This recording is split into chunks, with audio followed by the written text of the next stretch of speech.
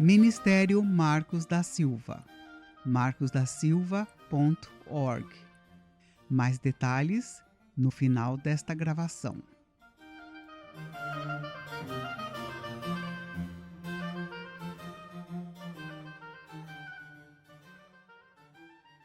Série Orando o Pai Nosso com Poder, como parte da série O Sermão da Montanha. Estudo número 10. Livra-nos do mal. Estamos nos aproximando do fim desta longa série sobre a oração mais conhecida na história da humanidade, que é o Pai Nosso. A oração modelo que Jesus nos deu cerca de 2000 anos atrás. A série consiste de 12 estudos detalhados sobre cada uma das divisões que compõem esta obra-prima do Senhor. A parte que abordaremos hoje consiste do último pedido que fazemos a Deus quando oramos o Pai Nosso, que é a sua proteção contra o mal que continuamente quer nos atingir. Verso. Mas livra-nos do mal. Mateus 6:13.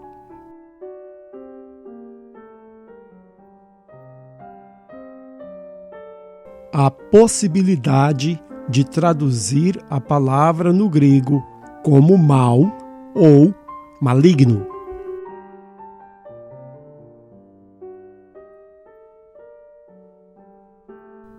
Assim como no estudo anterior, que lidou com a tentação ou provação, esta frase do Pai Nosso que estudaremos também possui uma palavra no original grego, poniros, que permite duas possíveis traduções: mal ou maligno. Lidaremos com estas duas possibilidades em detalhes mais abaixo. Mas deixe-me já adiantar que, em última análise, não faz muita diferença se pedimos a Deus que nos livre do mal ou de Satanás, uma vez que, em ambos os casos, o que queremos é que Deus nos ajude nas nossas lutas diárias contra os sofrimentos que nos assolam. Veremos, no entanto, que uma dessas opções possui também um aspecto interno, que tem mais a ver com aquilo que se passa no nosso coração do que com sofrimentos.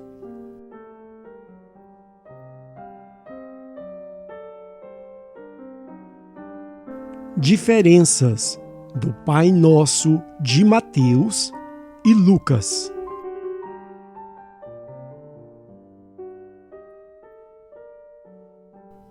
Conforme mencionamos no início da série, este trecho do Pai Nosso é uma das diferenças entre a oração do Pai Nosso que Jesus nos ensinou no relato do médico e historiador, entre aspas, Lucas, e no relato do apóstolo Levi Mateus. Apenas no Evangelho de Mateus encontramos a frase "mas livra-nos do mal". Tudo indica que os dois relatam eventos que ocorreram em ocasiões diferentes, pois é bem provável que Jesus ensinava o Pai Nosso pelas várias cidades da região por onde anunciava a chegada do reino de Deus, e que não repetia palavra por palavra a oração modelo todas as vezes que instruía os seus ouvintes. Existe também a possibilidade de que Mateus, já que sempre estava com Jesus, recordou de mais detalhes quando descreveu o Pai Nosso do que a testemunha que repassou a informação a Lucas. Ou seja, que o Pai Nosso relatado em Mateus, bem mais completo, é uma combinação das várias vezes que ele a ouviu de Jesus, enquanto o de Lucas foi de apenas um evento, o evento que a sua testemunha presenciou.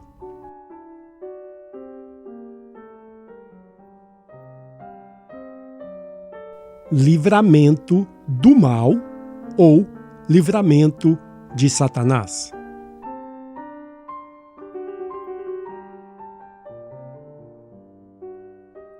No seu original, este trecho do Pai Nosso se lê Alarisi e Massapitu Poniru. Tradução literal, mas livra-nos do o mal ou maligno. Conforme se pode observar, o grego deixa margem para traduzir como se pedíssemos por livramento do mal ou então livramento de Satanás, o maligno. Esta dúvida poderia ser resolvida se no grego dos manuscritos existissem letras maiúsculas e minúsculas. Neste caso, se fosse o mal, seria com minúscula. Mas, infelizmente, na época só usavam maiúsculas, assim como também não usavam acentos, pontuações ou espaços entre as palavras. Mas, conforme já mencionado no início do estudo, na prática não existe muita diferença se pedirmos a Deus que nos livre de um ou do outro. A única diferença será abordada mais abaixo.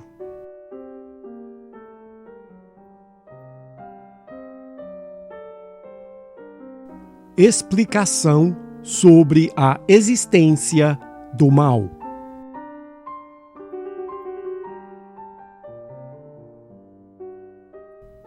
Satanás foi a criatura que proporcionou que o mal surgisse neste mundo. Ele não criou o mal, o que não é de se surpreender, pois ele nunca criou nada, bom ou ruim, uma vez que apenas Deus tem a capacidade de criar algo. É este o motivo que o chamamos de Criador. A realidade é que ninguém criou o mal, pois o mal por si mesmo não existe, sendo o mal simplesmente a ausência do bem, assim como a morte é a ausência da vida e as trevas é a ausência da luz. Ou seja, Deus é todo o bem que existe. O Senhor é a única fonte do bem, e à medida que uma criatura se distancia de Deus, o mal passa a existir para ela. Da mesma forma que à medida que nos distanciamos de uma fonte de luz, experimentamos a escuridão. Possivelmente, a criatura em que o mal mais se faz presente é Satanás, devido ao quanto ele já se distanciou de Deus desde que foi criado. Notem, porém, que nem mesmo ele se distanciou de Deus por completo, pois se distanciar de Deus por completo seria deixar de existir, uma vez que nada existe à parte de Deus. É por isto que o final de Satanás, dos seus anjos aliados e de todos os seres humanos não redimidos pelo sangue de Jesus é chamado de morte eterna, ou o local onde o fogo nunca se apaga e o verme nunca morre, pois estas criaturas seguirão para sempre se distanciando da única fonte do bem, Deus. Se distanciarão eternamente, mas nunca por completo. Verso. E sairão e verão os cadáveres dos homens que transgrediram contra mim, porque o seu verme nunca morrerá, nem o seu fogo se apagará, e eles serão um horror para toda a humanidade. Isaías 66, 24. Ver também Mateus 25, 41 e Marcos 9, 48.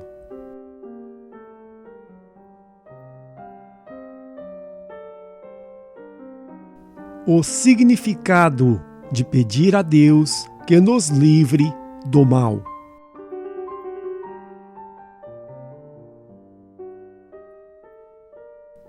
Quando oramos o Pai Nosso e pedimos a Deus que nos livre do mal ou do maligno, estamos sendo realistas. Estamos dizendo que sabemos muito bem que vivemos em um mundo em que o mal predomina e cujo príncipe é Satanás. João 12, 31, 2 Coríntios 4, 4. Muito embora pedimos que Deus nos livre do mal, não devemos entender com isto que o Senhor nos livrará no sentido em que nunca mais experimentaremos sofrimentos. Pois a palavra é clara que apenas quando recebermos o reino que nos foi preparado desde a fundação do mundo é que viveremos em tal ambiente. Verso. O Senhor destruirá a morte para sempre. E assim enxugará o Senhor Deus as lágrimas de todos os rostos, e tirará de toda a terra o insulto do seu povo, porque o Senhor o disse. Isaías 25:8. Ver também Apocalipse 7:17 e Apocalipse 21:4. A palavra risse, neste caso, ficaria melhor traduzida como resgatar, em vez de livrar, a menos que usemos livrar no sentido em que Deus nos livre das garras do inimigo quando estamos sofrendo seus ataques. Ou seja, não pedimos que o mal nunca nos atinja, mas sim que quando nos atingir, o Senhor esteja conosco, nos fortalecendo, nos guiando e providenciando um livramento.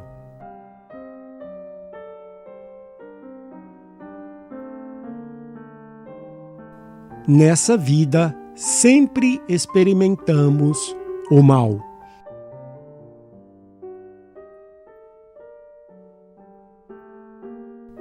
O livramento do mal sempre ocorre, mas ocorre da forma e no tempo de Deus. Recentemente, eu e a minha esposa temos conversado sobre o fato de que não temos tido sequer uma semana em que não lutamos contra algum tipo de mal. Seja na área de saúde, trabalho, relacionamento com as pessoas, preocupação com filhos, não importa. É certo que de alguma direção o mal nos atingirá, mas de todos eles o Senhor nos livra. Obviamente, gostaríamos que não fosse assim. Gostaríamos que fossem raros os dias de sofrimentos, e melhor ainda se eles nunca chegassem. Sabemos muito bem, no entanto, que esta situação onde o mal não mais ocorre ainda não é possível. Sabemos também que o Senhor está totalmente no controle de todo o sofrimento que temos que passar. Esta é uma verdade que se aplica a todas as suas criaturas, mas de uma forma especial aos seus escolhidos.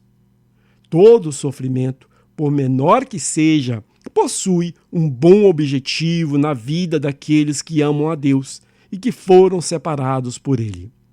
Ou seja, Deus não lida com os nossos sofrimentos à medida que eles surgem, como se este o pegassem de surpresa. Não, de forma alguma. Para nós, o mal que enfrentamos geralmente nos pega despreparados. E para o inimigo, o mal que ele nos sujeita decorrem de oportunidades que surgem.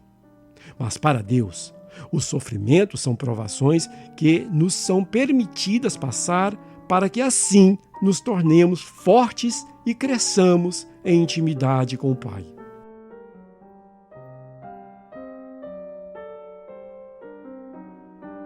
Enfrentando o mal da maneira correta.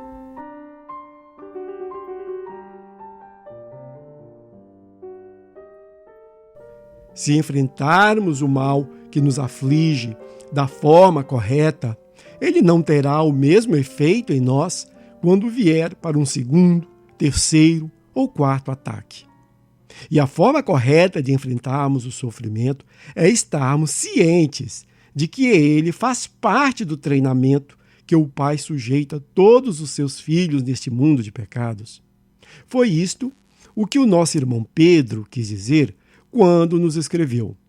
Verso: depois de haverdes sofrido por um pouco, ele mesmo vos há de aperfeiçoar, confirmar e fortalecer. 1 Pedro 5:10. Lembremos que nem mesmo Jesus, o Filho unigênito de Deus, foi poupado deste aperfeiçoamento pelo sofrimento. Verso: porque convinha que aquele Deus, para quem são todas as coisas e por meio de quem tudo existe, em trazendo muitos filhos à glória, aperfeiçoasse pelos sofrimentos o autor da salvação deles. Hebreus 2:10. Verso: ainda que era filho de Deus, aprendeu a obediência por meio daquilo que sofreu. E tendo sido aperfeiçoado, veio a ser autor de eterna salvação para todos os que lhe obedecem. Hebreus 5, 8 e 9. Em outras palavras, até mesmo Jesus, para que fosse o nosso perfeito substituto, o segundo Adão, precisou ser submetido ao sofrimento e assim adquirisse a perfeição. Este é também o caminho que todos nós teremos que percorrer para, assim como Jesus, atingirmos a perfeição de filhos e filhas do Altíssimo. Verso: Sede vós, pois, perfeitos, como é perfeito o vosso Pai Celestial. Mateus 5, 48. Esta perfeição a que Jesus se refere provém do aprendizado obtido através do nosso sofrimento. Podemos não ver esta perfeição em nós, e de fato, quando caímos, confirmamos que ela ainda não ocorreu na sua plenitude. Mas para o Pai, que sabe que somos apenas criancinhas na fé, estamos nos tornando cada vez mais perfeitos. Paulo disse algo semelhante quando escreveu, verso: Não que já a tenha alcançado, ou que seja perfeito, mas vou prosseguindo, para ver se poderei alcançar aquilo para o que fui também alcançado por Cristo Jesus. Filipenses 3, 12.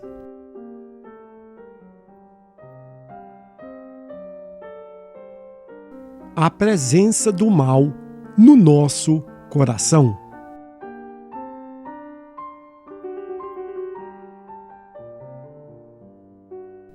Existe um outro ângulo a ser considerado quando oramos o Pai Nosso e pedimos a Deus que nos livre do mal, que se trata do reconhecimento de que o mal está presente não somente no mundo ao nosso redor, mas também em nós mesmos.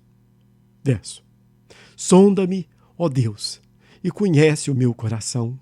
Prova-me e conhece os meus pensamentos. Vê se há em mim algum caminho mau e guia-me pelo caminho eterno.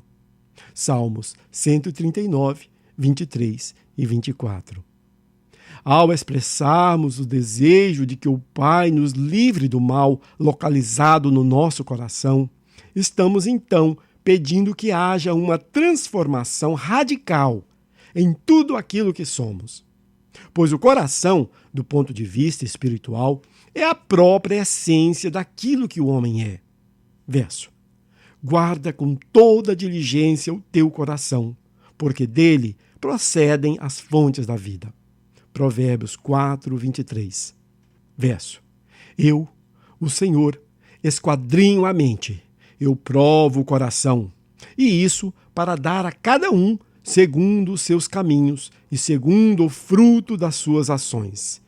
Jeremias 17, 10. Pedimos que Deus tenha misericórdia de nós e mude o nosso coração. Não gostamos de forma alguma o fato de que possa existir qualquer mal dentro de nós, pois sabemos que o mal é a não existência do bem, que é o próprio Deus. O mal dentro de nós se trata das trevas que nós, como filhos e filhas do Altíssimo, deploramos e queremos com todas as nossas forças que saem de nós e que em seu lugar tenhamos apenas a sua perfeita luz, que nos foi dada através do seu Filho amado. Verso: Eu, que sou a luz, vim ao mundo, para que todo aquele que crê em mim não permaneça nas trevas. João 12, 46. Verso: Nele estava a vida, e a vida era a luz dos homens. João 1, 4.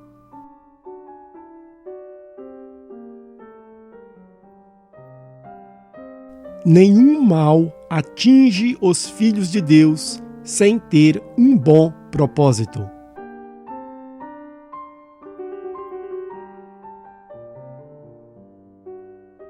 Queridos, concluindo este estudo da série, quando no Pai Nosso pedimos que Deus nos livre do mal, estamos então expressando ao Pai o desejo de um relacionamento com Ele, onde sabemos que receberemos a sua proteção, tanto do mal que nos assola de fora, como daquele que tem a sua origem dentro de nós mesmos. Internos ou externos, os males são provações ou testes e treinamentos que fazem parte da vida daqueles que Deus separou, selou e enviou ao seu Filho. Não existe maior honra na face da terra do que estar entre os escolhidos do Senhor e ter sido dado a Jesus pelo Pai. Verso: revelei o teu nome, grego ônoma, aos homens, grego anthropos, que do mundo, grego cosmos, me deste. Eram teus, e tu os deste a mim. E obedeceram, grego tireo, a tua palavra, grego logos. De novo, revelei o teu nome aos homens que do mundo me deste. Eram teus, e tu os deste a mim, e obedeceram a tua palavra. João 17, 6. Tanto nos dias bons como nos dias maus, devemos estar extremamente felizes o tempo todo, pois a grande maioria dos seres humanos não fazem parte deste grupo, e mesmo assim também sofrem como nós sofremos. Romanos 8, 20 a 23. O sofrimento que nós, os filhos e filhas do Senhor, enfrentamos nesta rápida passagem por este mundo, não é nada comparado com as coisas maravilhosas que teremos por toda a eternidade com o nosso Jesus, que nos adquiriu com seu próprio sangue. 1 Coríntios 2,9. Ele, orando ao seu Pai e nosso Pai, disse que não perdeu e não perderá nenhum de nós, nem para qualquer tipo de mal e muito menos para o maligno. Verso: dos que me tens dado, nenhum deles perdi. João 18, 9. Se animem e enfrentem as provações desta vida de peito erguido, sabendo que nada nos atinge senão aquilo que Deus permite para o nosso próprio bem.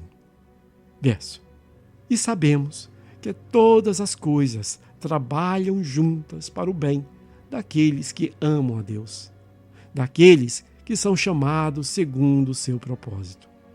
Romanos 8, 28. Espero te ver no céu. Ministério Marcos da Silva. Acesse o nosso material gratuitamente no site marcosdasilva.org. O endereço do site é markusdasilva.org.